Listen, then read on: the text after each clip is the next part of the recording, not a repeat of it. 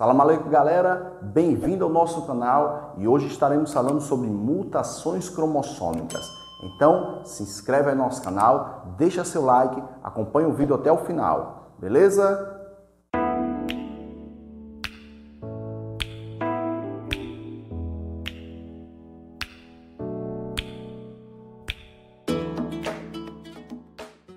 As mutações que envolvem uma parte de cromossomos e por isso geralmente abrangem muitos genes são chamadas cromossômicas. Elas estão relacionadas a grandes alterações genéticas que podem afetar muitas características, resultando em síndromes.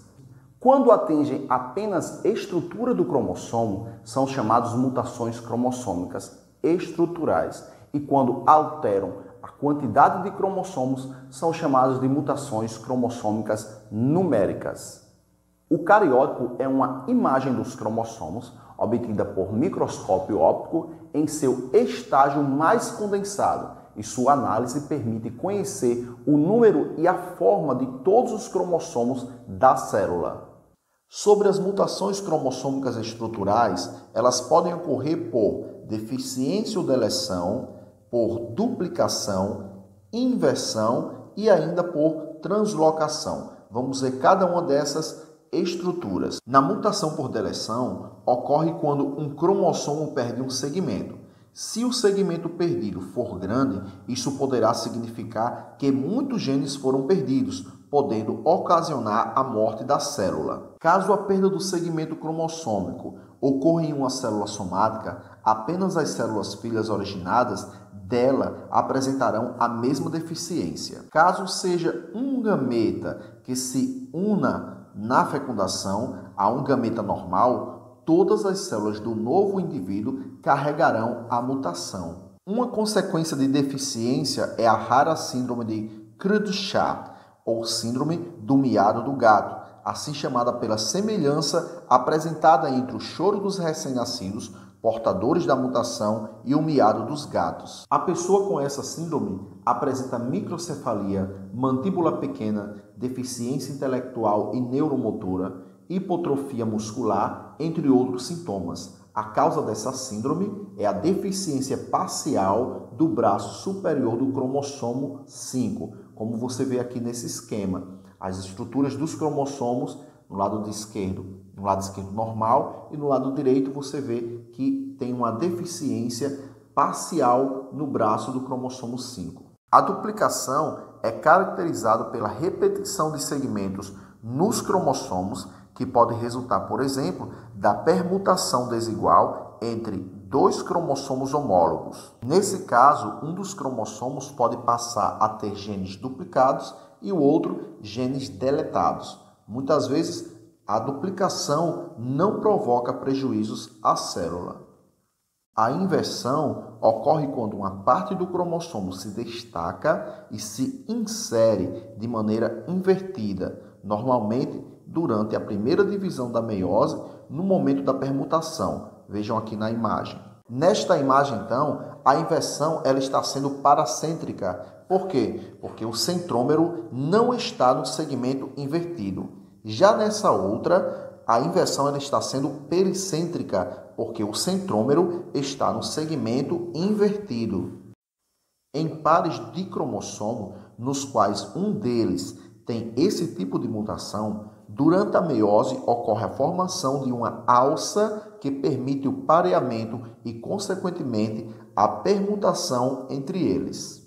E, por fim, na mutação cromossômica estrutural por translocação, ocorre quando são trocadas segmentos de cromossomos não homólogos, como você vê aqui nessa ilustração. Um caso de translocação provoca leucemia mieloide crônica, doença caracterizada pela proliferação descontrolada das células sanguíneas. As células sanguíneas das pessoas com essa doença apresentam partes trocadas dos cromossomos, olha só, do número 9 e o 22. Para compreendermos as mutações cromossômicas numéricas, devemos relembrar que todas as células somáticas diploides apresentam cromossomos organizados em pares.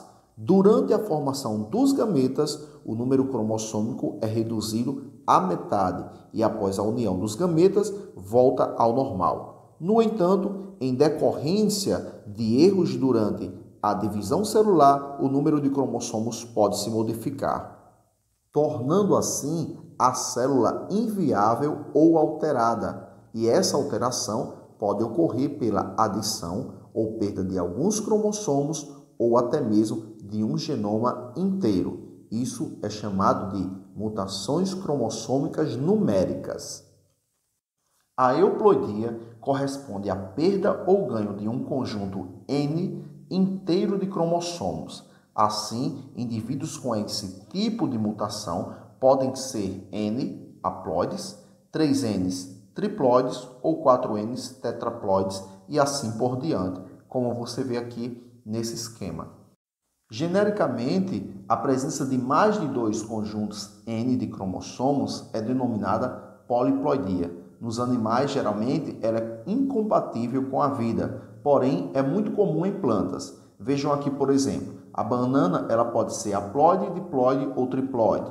A batata apresenta apenas organismos diploides, tetraploides e hexaploides, assim como o trigo. Aqui a melancia, sem semente, se origina do cruzamento entre um organismo diploide com gametas N, um organismo tetraploide com gametas 2Ns, formando organismos triploides.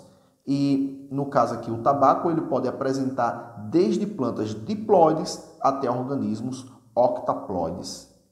A neuploidia corresponde à alteração no número de um dos pares de cromossomos, que se tornam trios, tétrades e etc. Sendo assim, a célula que sofre a neuploidia pode ser uma dessas 3 características aqui, citadas nesse texto. As neuploidias são normalmente originadas da não disjunção de cromossomos na anáfase, da mitose, ou de uma das 2 divisões da meiose. Observem aqui que na mitose, as 2 cromátides de um cromossomo não se separam e são levadas para o mesmo polo, originando uma célula com um cromossomo a mais e outra com um cromossomo a menos. Já aqui na meiose, a não disjunção pode ocorrer na primeira divisão, quando 2 cromossomos homólogos são levados para o mesmo polo na anáfise 1 e permanecem na mesma célula. Agora, na segunda divisão, as 2 cromátides do mesmo cromossomo permanecem juntas na anáfise 2 e, portanto, ficam no mesmo gameta. A fecundação de um gameta normal por um gameta que não possui um dos cromossomos do genoma gera um zigoto 2Ns menos 1, condição definida como monossomia. Por outro lado, a fecundação por um gameta com 2 cromossomos homólogos resulta em uma célula 2Ns mais 1, condição definida como trissomia de um dos cromossomos. As aneuploidias podem ser somáticas quando afetam autossomos ou sexuais quando afetam cromossomos sexuais. Vejam aqui esta coisa tão delicada, linda, perfeita, né? Essa menininha portadora da síndrome de Down. A síndrome de Down, que é uma trissomia do cromossomo de número 21. Ele também é representado nas provas, fica de olho, como 47XX mais 21, se for uma menina, ou 47XY mais 21, se for um menino.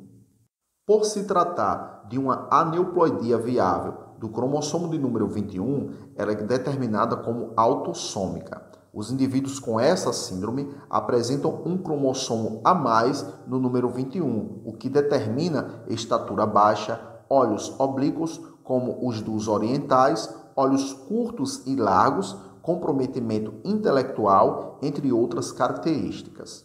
Muitos portadores da síndrome de Down apresentam problemas cardíacos, mas com o acompanhamento médico adequado podem ter uma vida saudável, frequentar a escola e até mesmo trabalhar. Entre as aneuploidias autossômicas, essa é a única cuja expectativa de vida dos portadores é similar à dos não portadores. Eles levam uma vida social normal, embora ainda existam manifestações de preconceito. A síndrome de Patau é extremamente rara e atinge o cromossomo de número 13, numa trissomia. Como seus sintomas são muito graves, os indivíduos acometidos por ela não chegam à fase adulta. As características mais frequentes dessa mutação são cérebro pequeno, comprometimento intelectual grave, surdez e anomalias cardíacas. A síndrome de Edwards também é provocada por uma mutação muito rara no cromossomo de número 18. Observem aqui o cariótipo.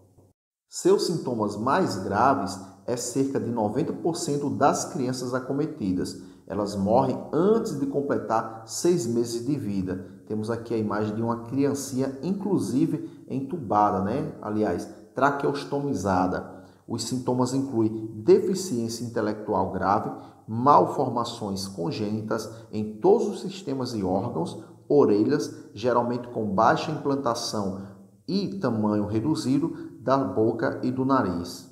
A síndrome de Turner, ou monossomia do X, caracteriza-se pela presença de um único cromossomo sexual, o X, gerando apenas indivíduos do sexo feminino.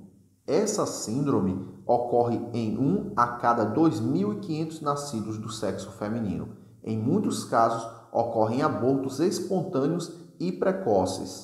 As características fenotípicas da síndrome de Turner incluem ovários pouco desenvolvidos, que determinam características sexuais secundárias menos evidentes, esterilidade, baixa estatura e ausência de cromatina sexual.